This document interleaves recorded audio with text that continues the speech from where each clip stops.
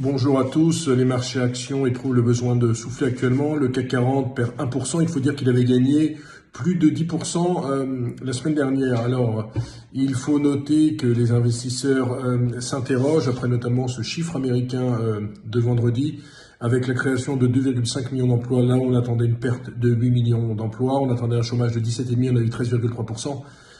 Alors en fait, il y aurait un souci de collecte des données, notamment de la part des petites entreprises. Donc le chiffre est à prendre vraiment avec des pincettes. La reprise en V n'est pas du tout d'actualité en termes économiques dans le monde. On a par exemple l'Allemagne qui indique que son PIB pourrait baisser de 7,1% cette année, avoir une reprise de 3,2% en 2021 et 3,8% en 2022. Vous voyez que c'est pas une reprise en V, mais plutôt une reprise en U. Du côté des marchés actions, je le disais, énorme performance la semaine dernière. Le MSCI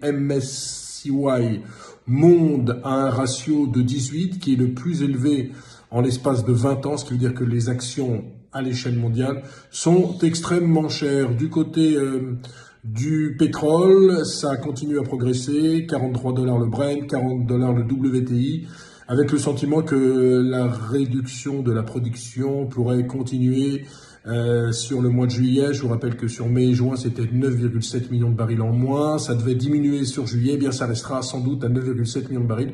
Et ça soutient bien entendu le pétrole. Un mot peut-être des allocations.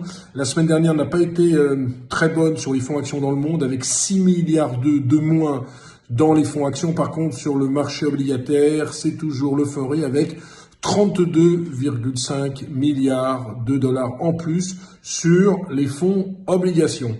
Donc, en conclusion, le marché consolide, c'est bien normal. Attention, parce que tout ça commence à être très cher et je ne serais pas surpris qu'on continue à baisser cette semaine. Voilà, excellente journée à tous.